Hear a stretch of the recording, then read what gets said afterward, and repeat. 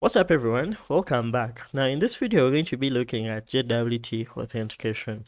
In the previous video we built a user authentication model and an API endpoint for helping us create those user accounts. In this video we're going to build on top of that to allow users identify themselves so that they can gain access to any part of our application that is protected. We're going to be carrying out JWT Authentication. JWT Authentication is basically a client-side form of authentication where users are going to identify themselves by using JWTs. Now, JWTs stand for JSON Web Tokens, and this is a standard for transmitting claims or information among two parties. For our case, it's going to be our client and then our server. JWTs are credentials or information that is going to be about anything. So in our case, it's going to be majorly about the users who are authenticated. This information is going to be encoded in a JSON format, making it readable, and then we're going to make this secure by using cryptographic algorithms to digitally sign this, ensuring authenticity and integrity. A JWT is going to contain three parts: the header, or the information about the token, the payload, which is the information that we want to store within that token, and then the signature with the details about how the token was signed. And in order, these are going to be separated by a period character, or what we call a full stop character. If you go to this diagram right here, we have a simple JWT, and then on the right hand we have the various parts, or the three parts of that JWT. In the red right here, we have the JWT header, which is going to have basically two things: the algorithm, which is HS256, as well as the type of the token. In our case, it's going to be the JWT. The second part, which is in purple, is going to be the payload or the claims of this token. Now in our case, we see that we have three claims, and this is going to be the sub or the subject of our token. That's going to be some random user ID. Then we're also going to have the name. Now our name in this case is going to be John Doe, and then we can also have the IAT, and this is going to stand for that issued at time. So we can now notice that we have some claims that we may provide, but we can even leave them out, so they are not that compulsory. So we have the subject, and we also have the issued at time. Now the third part right here is going to be the verify signature, and this is basically details about how we're going to verify whether our token is whether its signature is valid or not. So basically these are the details about how we're going to go about that. Then this is the flow of a normal JWT authentication. At first, the user will log in with their details such as their email or their password. And once they are logged in, then the server is going to verify whether those credentials they are provided match what the server has kept on our database side. Upon a successful login, the server is going to provide a JWT or an access token containing the user claim. So this is going to have the information about the currently logged in user.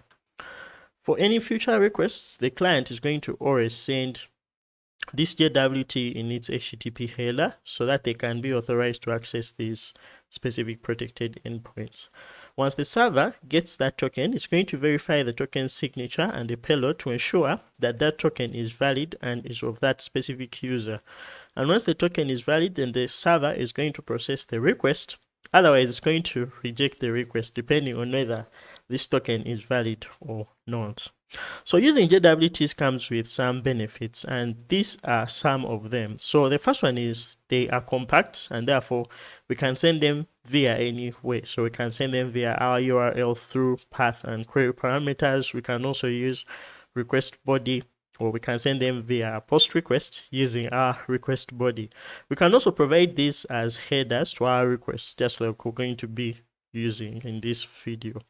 They are self-contained, meaning that you can keep all information that we want to keep within these tokens, allowing us to not query the database very often. So for example, when we're providing user information when the user has logged in, we can make use of that token and store all the information about the currently logged in user so that we don't have to fetch them from that database. And this is important.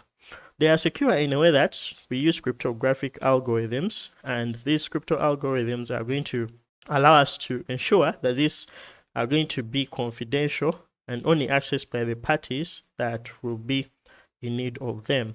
Then we're also going to look at another advantage, which is they can be used across different domains. So if you have a microservice type of application, you can ensure that your authentication is shared across very many other services without having to implement authentication for all those services.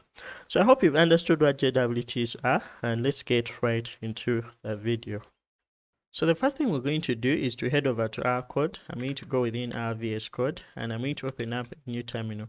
Inside our new terminal, I'm going to install PyJWT with pip install PyJWT.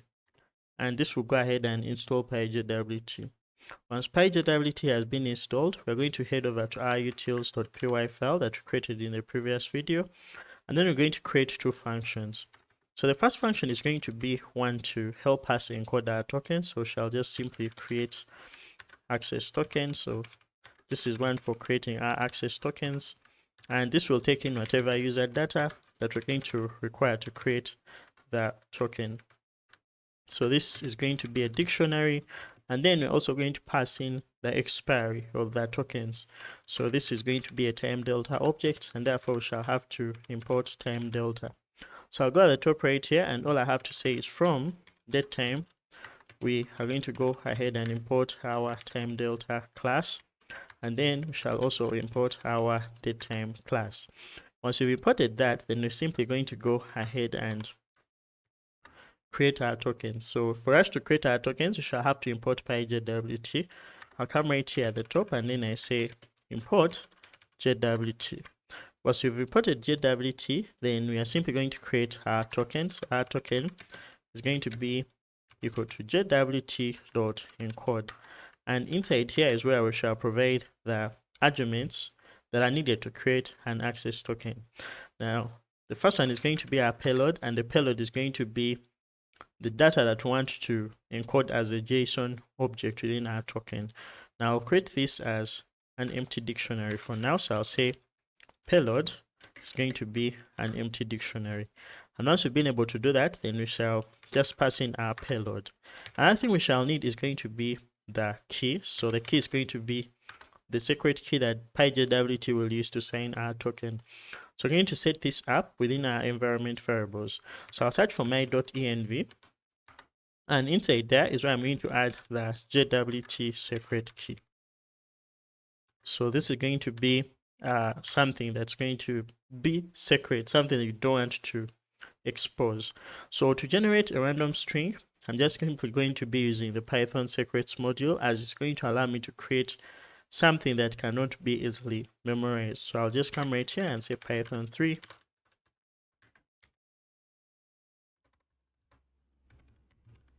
And inside here, I'll say import secrets.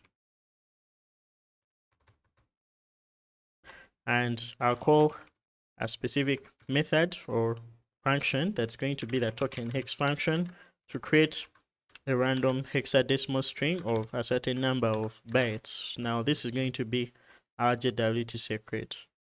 I'll copy it and then I'll paste it right here in my env. Another thing we shall need is the JWT algorithm. So I'm just going to set this with JWT underscore algorithm. And this is going to be the default, which is HS256. I'm going to save, and when I save that, then the next thing is going to be for us to make use of these two environment variables. Now, shall go back within our utils.py, and inside there is where I'm going to provide our JWT secret key. But before I do that, I'll have to set these to be read within our settings class. So I'll go to our config file right here. And inside our config, what I'm going to go ahead and do is to add these two. So I'll just come and add the JWT secret. So this will be a string. And then I'll also add our JWT algorithm. And this will also be a string. All right. Now, once I'm able to get this via our config object, I'll just go ahead and include them here. So I'll come at the top right here and import our config object. So I'll say from source.config, we shall go ahead and import our config. And once that has been imported, then let's go ahead and make use of our secret environment variables with config. So in this case, I'll just call our config object then dot the environment variable. In this case, it's going to be our JWT secret. Another thing we shall have to provide is going to be the algorithm. So I'll just come right here and say algorithm. And in this case, it will be config.jwt algorithm. So once this has been called, then what we shall have is going to be our access token or our JWT. Now let's go ahead and return this. So I'll say return. And in that case, we shall return our JWT. So another thing is going to be to encode data or claims within our token. So the first thing we have here is going to be our user data, and we're just simply going to provide it as a key. So I shall say payload user is going to be equal to the user data. Another thing we shall set is going to be the expiry. So we shall say payload, and this is going to be the exp claim, and this shall be the expiry date. But in this case, we need to add this to the time that is now. So we shall make use of datetime dot now, and we shall go ahead and add our specific expiry. So in this case, it's going to be our expiry. But we shall provide a default for this in case we do not have the expiry set. So we can simply go ahead and say the expiry date has a default value of none. So if we do not provide a default time, then we shall go ahead and make use of our default time or default expiry of a token. So I'm just going to come at the top right here and I'll create a constant, and this constant is going to be the access token expiry. So this is going to be amount of time in seconds. So I'm going to set it to the amount of time of seconds in an hour, and that is going to be 3,600. So what I'll do is to just come right here and then say the expiry is going to be datetime dot now plus the expiry if our expiry is not none. So I'll just set this to be if expiry is not none, else. So in this case, this will be else, and we shall set it to our time delta, and in this case we shall have seconds being equal to the access token expiry. So I'll just put this in brackets to just label it as one statement, and what this will do is to provide a default expiry just in case we do not provide the expiry within the create access token function. Another thing we shall do is to provide a unique ID to each of the tokens that we shall create, and then we're going to achieve that is by using the UUID module. So I'll go ahead and import it. I'll say import UUID, and once I've imported UUID, then I'll come at the bottom right here and say payload. In this case, I'll set the optional JTI claim, and this is going to be UUID.UUID4. So remember that this creates a UUID object, and we need to go ahead and serialize this in a JSON serializable format. So we have to convert this to a string by saying string UUID.UUID4. Once that is done, then we are also going to go ahead and set, what else should we set? So this is going to be the user data, the expiry of this token, and whether it's a refresh token. But then what we can do is to go ahead and simply say that we shall need an optional refresh token parameter. So I'll just come right here and add it. So shall say refresh, and this is going to be a boolean, and in this case we shall have false, because this function is going to create both access and refresh tokens. Now refresh tokens are going to be more long-lived compared to our access tokens, and our access tokens are going to have a short lifespan, while the refresh tokens will be used to get more tokens in case our access tokens are expired. So what we're going to do is to go ahead and set that up. So we shall say payload, and in this case we shall specify refresh, and in this case our refresh claim is going to be equal to the value of refresh, and that is going to be just enough for us to create our tokens. Now the next thing we're going to do is to write the function that's going to be necessary for decoding these tokens. So for us to do that, we shall just come right here and shall define a function. So this is going to be our decode token function, and this function shall take in a token, which is going to be a string, and this will return the data contained within the token as a dictionary. Now for us to decode our token, all we have to do is to just simply create a variable. Let's call this our token data, and our token data in this case is going to be a result of calling JWT.decode, and this is going to take in almost the same things, but instead of the payload it will take in the JWT, which shall be the token, and then we shall need our secret key. So in this case we shall provide our key, which shall be our config.jwt secret. Another thing we shall provide is algorithms. So algorithms is going to be a list of algorithms that we shall use to decode the token. And in this case, we shall have our config.jwt algorithm. So this will be the only algorithm that we shall use to decode our token. Now, there are very many chances that we are going to land into errors when we decode the token. So we may catch things like the token being expired or the signature verification failing, and that's where we need a try catch. So in this case, shall say try except, because this is Python, so we're using try and except. So I'll say try, then we shall decode the token and then return the token. So in this case, we are returning the token data, and in case we fail to decode the token, then we are going to accept any error. But in this case, what we want to do is to accept PyJWT specific errors. To do that, what we're going to do is to come right in here, and then we shall do something like accept JWT.PyJWT error. So in this case, I'll just say PyJWT error. So that's going to be the base class for all these exceptions that PyJWT is going to raise. So we shall access PyJWT. I wonder why I'm writing this wrong. So this is going to be our PyJWT error. And then in case we are interested in doing anything with that, we can simply say as E.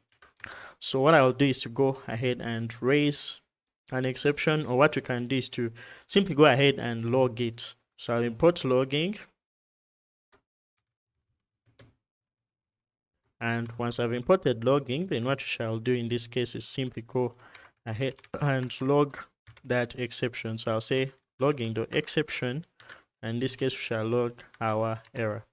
Once we've been able to log the exception, the next thing is going to be for us to simply return none in case our token has not been decoded.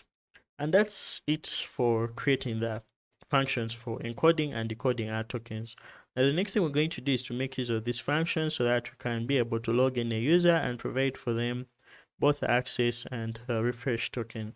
So to do that, we're going to go to our routes and we shall begin by importing those two functions.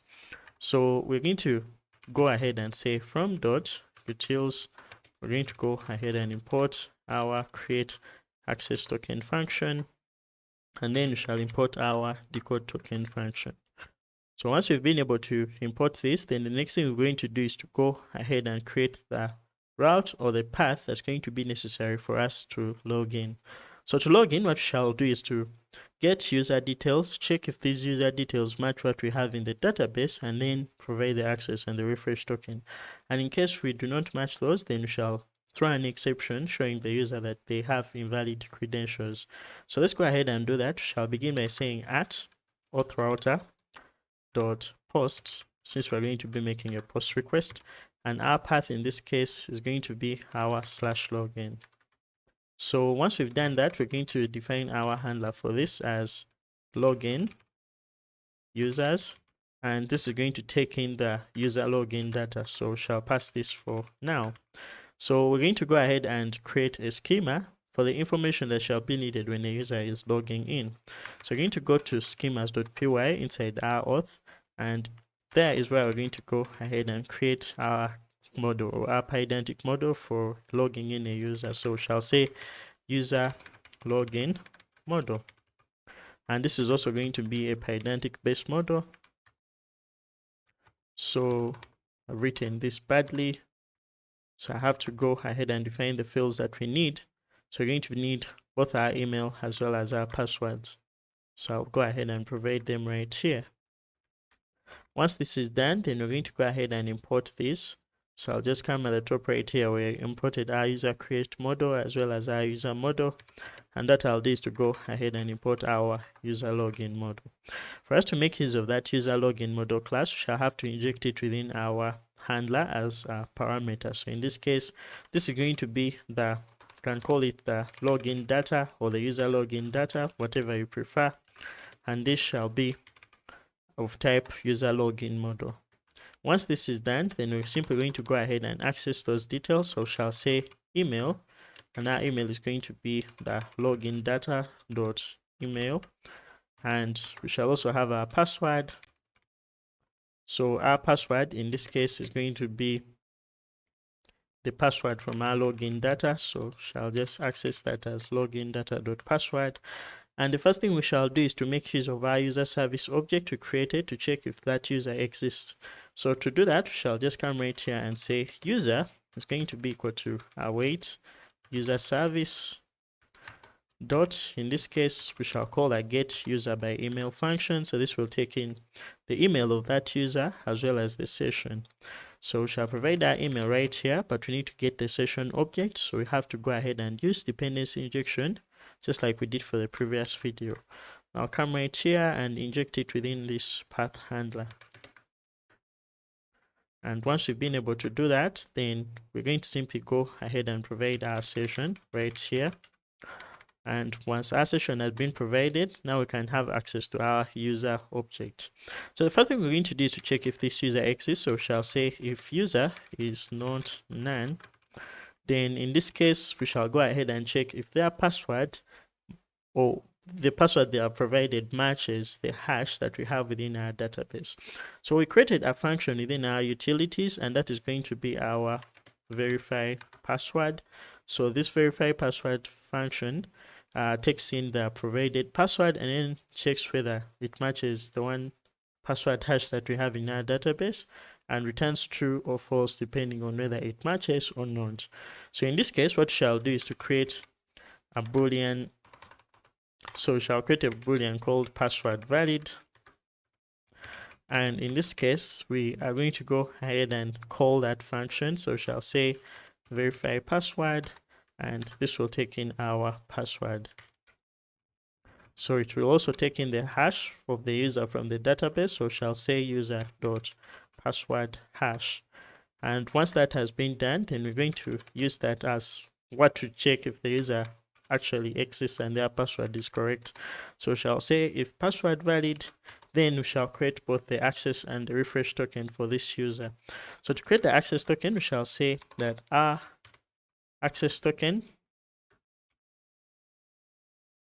is going to be equal to a call to the create access token function, and in this case we shall create our user data. So I'm just simply going to go ahead and say that our user data is going to be equal to a dictionary containing the user data, and inside here we shall just have the email, and this is going to be the email of that specific user. So we shall say user dot email, and then we shall also pass in the user UID. So this user UID is going to be the ID of the user. So this is going to be user dot UID.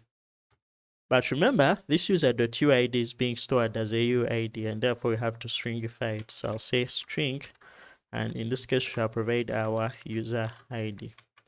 So once this is done, then let's go ahead and provide our, so we shall not actually provide an expiry and refresh. This will be kept to the default values. So in case we did not provide one, this utils function is going to go ahead and provide the access token lifespan, or the time delta, which shall be our expiry, which we set to 3600 seconds, which is an hour.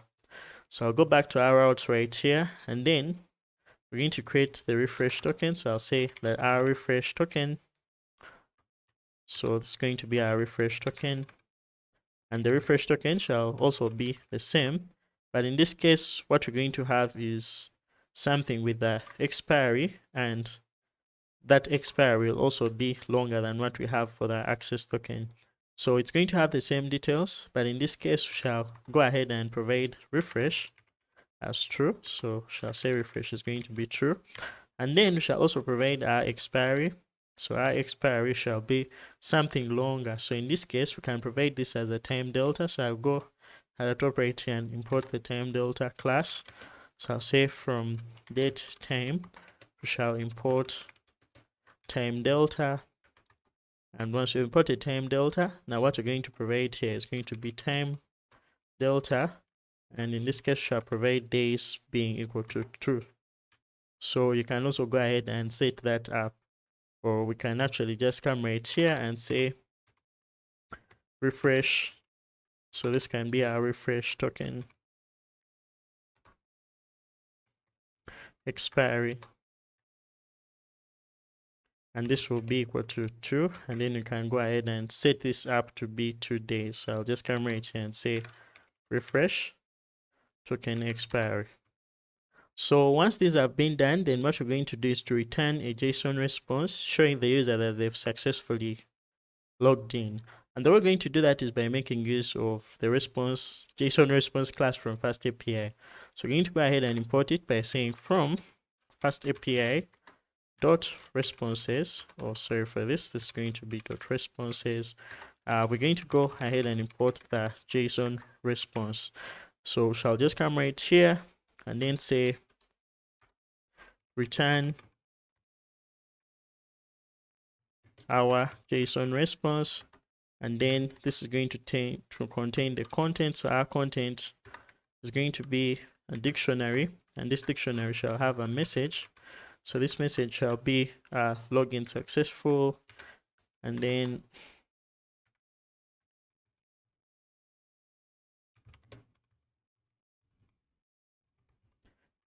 we shall also provide the token pair. So in this case we shall have our access token. So our access token is going to be the access token, and then we shall have our refresh token being the refresh token. So in this case we shall say refresh token. So once these have been provided, then we can also maybe provide some little details about the user who has logged in. So we shall say user, and this shall be a dictionary containing the user email. So the user email is going to be user.email, and then we can also have the user username, or let's say the user's email, and then let's say the user ID. So I'll say UID, and then we shall provide the user ID. So I'll say user.uid. So this shall also be a string because this is going to be a JSON response. So I'll make it a string by simply calling string and then wrapping it in there. So this will be enough for us to grant access to a user. Now in case these two functions do not pass, or these two if statements do not pass, then we are simply going to go ahead and raise an exception. So I'll do that with raise, and in our case we shall raise the HTTP exception, and this shall have our status code being equal to status dot HTTP 400, or this is actually going to be HTTP 403 forbidden, and then our detail is going to be invalid email or password. So we're going to go ahead and save, and once we save, then we shall go ahead and test this in our RESTFox. So I'm going to head over to RESTFox, and I'm going to create a new request within this folder we created for our authentication routes. So I'm going to go in here and I'll say login user, so I'll simply call it create token pair. So once I've created this, then we shall go ahead and say that this is going to be a post request, and it's going to be one to that specific login endpoint. So shall just come right here and say /login. When you send this without the body, we're going to need to provide it. So I'll come and provide our JSON, and this is going to have our username. So our username in this case is going to be John Doe. Actually, in this case, we are logging in with the email and password. I don't know why I'm forgetting this. So I'll just have to change this key to email, which is John Doe. And this is going to be at company.com, just like we saw in the previous video. And then we shall have our password being our simple password of test123. So once I provide these details and I press OK, so we have an error. Let's go ahead and see what that is. This error is saying that module UUID has no attribute UUID4. So I made that mistake. I think I made it in utils.py. I'll just simply go ahead and call UUID4. So now I head over that way and save. Now we shall see that our response is being returned with both an access and a refresh token. So these are what we shall use to basically give a user a session.